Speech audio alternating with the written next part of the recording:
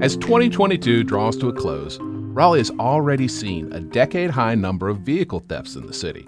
It's averaging somewhere north of 3 reports a day.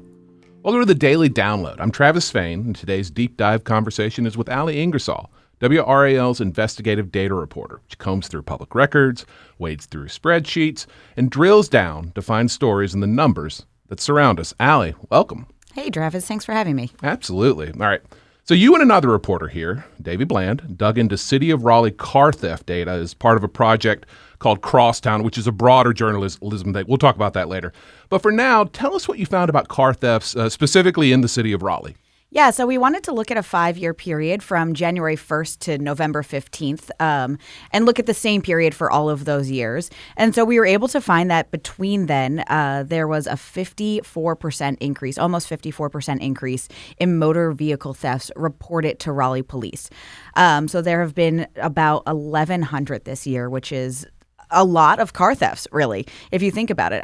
But it is one of the smaller crimes that Raleigh Police get, but one of the larger property crimes, which we can talk on. Yeah, and so up significantly since 2018, and every year had kind of gone up since 2018. What were the hot spots? Because y'all did a pretty cool map that people can find online, WRAL.com. But where were the hotter spots, perhaps I should say? Yeah, so Northeast and Northwest Raleigh, they both had significant amounts of these. There were also some hotspots that were kind of interesting that saw massive increases during that time, like Midtown, for example. They saw a really large jump. When we started digging into that, that's just the area grew, right? So think of like 2018, think of North Hills. It wasn't really the North Hills that we know and love today. It was a much different area of the city. And fascinating about that area, Raleigh Police were telling us that a lot of those reports, they're not really actually stolen cars. They're stolen car reports. These are entertainment areas, bars, restaurants. They said it's pretty likely that those cars were actually towed. And if you think about it, you go out, you come back, your car's gone. I think my first initial reaction would also be like, oh my gosh, my car was stolen. So then they get reports on this and then they come to find out that the car was actually towed. And it's really those entertainment areas that's happening. But overall, only about 10%, we were told, our cars are towed. So the majority of the cars that are reported stolen are actually stolen. So most of these reports are legitimate, but some of them, like you said, towed. I'm going to guess there are some where it was not in fact towed, where simply someone had a pleasant evening and then forgot where their vehicle was. Yeah, or a friend drove it, which is something the police said happens often as well. Yeah, interesting. Boy, police, they deal with lots. This is one of those kind of crimes of convenience a lot of times. I mean, sometimes it's very much planned. You're much more likely to have your car stolen by a stranger than a friend, which is different from a lot of different types of crime. Police, and I did some reading. I don't know if you can tell. I've been going deep on car theft.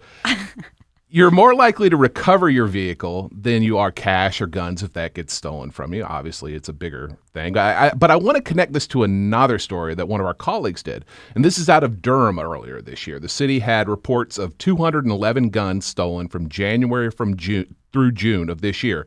Of that, 112, so more than half, were stolen from people's cars. Authorities only recovered 31 of these guns.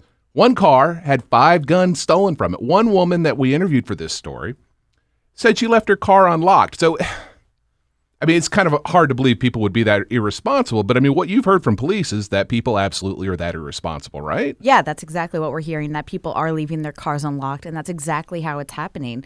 So it's kind of just as a reminder when you look at these numbers and you think, oh, maybe it won't happen to me, but it definitely can. And one of the people I talked to for this, his name is Dr. Hunter Boehm. He's a criminologist. And he was saying that crime in general, to be affected by crime is really unlikely. You're more likely, though, to be affected by property crime because it's just so much more prevalent. So he said that even though it is your car, even though it is something from your car that they stole, maybe change or your gun, it is still incredibly intrusive. I thought it was interesting that we saw high concentrations of thefts along Capitol Boulevard, New Bern Avenue, Glenwood Avenue, Wake Forest, right? busy roads, right? Yeah, so I went and I checked out those areas to kind of get a feel of what they're like. Some of these areas, they're car dealerships, and we've done a number of stories about a number of cars being stolen from dealerships, which I thought was interesting as well. But they're also places with a lot of hotels and motels, and that's where a lot of these are coming from as well, car thefts from there. So when I was doing this, I looked at the 3 most recent reports that came up, and one of them was actually from a Days Inn that a car was reported stolen from. Yeah, if you read up on this and you talk to authorities, they kind of say that situational awareness, right? Like look around. If you park a car in a place that is not lit, or sometimes parking decks can be a little more dangerous because you're not as likely the potential thief has time to kind of look around, figure out how to get the car and get it out of there. And older cars more likely to be stolen than newer ones with more of the security features. I think the Honda Civic remains not only one of the world's most popular cars, but also one of the most popular cars to steal. Yes. And what I think is fascinating as well, and what Dr. Bohm was saying, is that for cars, it's kind of interesting that summer months is when a lot of crime peaks because more people are outside.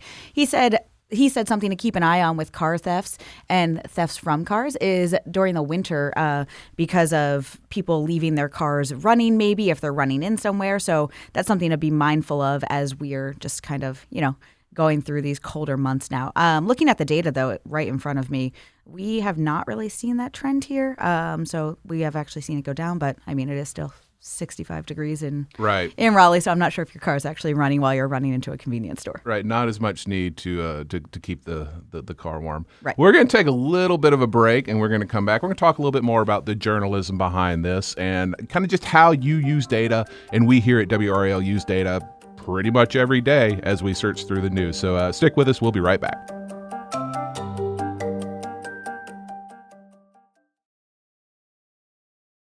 All right, welcome back to the Daily Download. We're talking to Allie Ingersoll, data reporter here at WRAL. And Allie, there was an interview in this story that kind of fascinated me. And you mentioned the man a minute ago. I think he's a criminologist. He said that there are studies that indicate that inflation, as opposed to a recession or as opposed to the unemployment rate, is kind of the best economic indicator of car thefts increasing. Did I get that right? And then, I don't know, flesh that out a little bit. Yeah, you did get that right, which I thought was very fascinating as well. So he kind of explained it to me this way. So if you're unemployed, if there's unemployment, you could be unemployed for a short amount of time.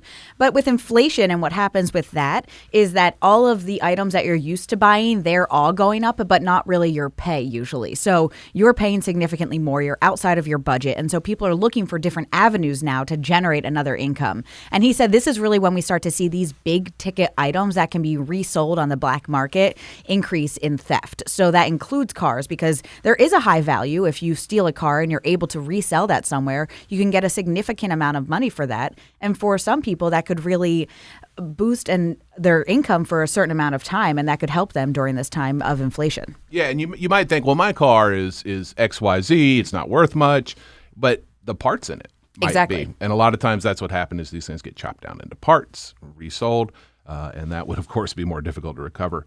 Talk to me about the data, about the journalism here, about the process. Let's start with what is Crosstown, and then we'll get into the process. Yeah, so Crosstown is a collaboration that we have as part of a grant that we received from the University of Southern California, as well as Facebook. So we are the only TV station in America that has the Crosstown platform. What it's essentially doing is opening the door to make data journalism really easy for someone who doesn't have a background in data journalism. So I have my master's degree in data journalism. And what this does is make it incredibly simple. And so basically, it brings in all this data. We tell them what data sets we would like to look at and analyze. So not only do we have Raleigh police crime, we have Durham crime, we have information on where potholes are located, we have information on different calls that are coming in all the time to Raleigh, Durham, and Fayetteville. We decided these are the data sets that we want. And then it's super easy to look at this data, and you can make these fun little charts to easily analyze it. I mean, as we were talking in the first segment about the months that it's more prevalent, this data is so easy to use and this platform is so simple that I was able to just add some summaries and filters and answer your question as we were having a conversation. So it just really simplifies data. And I think talking about data journalism in itself, I think that it's really difficult to argue with data. A lot of people who are journalists, their sources are people, other people, which is great. And I love that. And a lot of my tips for stories come from people being like, oh, like maybe this statistic changed or something. And the cool thing is I get to go look at that and find if there's an increase in numbers or an outlier. And then I start asking why. So then I kind of get to the why of why this is going on. Has a policy changed? Is an area different? Those sorts of things. And I really love that about data journalism. Yeah, and you can kind of you take a big data set and you just stare at it long enough, you sort it a few times, and the news kind of just bubbles up, right? I mean, you see it come out of the numbers. Yeah, I like to say that I'm interviewing the data set the same way that you talk to people and they maybe give you a nugget of information that you're like, huh, that's interesting. That's exactly what happens to me when I'm doing a story and I see something change in a data set. How many different data sets would you say you go through in a week or a month? Oh, boy. A week, I would say probably 3 dozen, just trying to look for stories. But we also, at WRAL, something I love about our journalism is nothing is surface level. So we add a lot of in-depth context to this. And so I am pulling data for other reporters every day to add that just something extra to their story. So it isn't just on the street being like, oh, well, so-and-so said this. It's actually having data and numbers to back that information. I think it's also really important to point out, too, that sometimes it adds to your story and sometimes it makes you realize that there isn't a story there and that it's just anecdotal that someone saw a change. And then maybe that is a story like, hey, people think there's a change, the data says otherwise. Right. So you can kind of do away with some misconceptions. And I think that's about it for today. I want to thank everybody. I want to thank Allie. Thanks, Travis, for having me. Remember to lock your car. Remember to lock your car, people. Lock your cars. And thanks for listening to the WRAL Daily Download. If you want to hear more about things to do, places to visit, restaurants you can enjoy in North Carolina, I want you to check out the WRAL Out and About podcast. It's a weekly podcast from WRAL News. You can find that in your podcast app, whichever one you like. Just search for WRAL Out and About. Thank you, and have a nice day.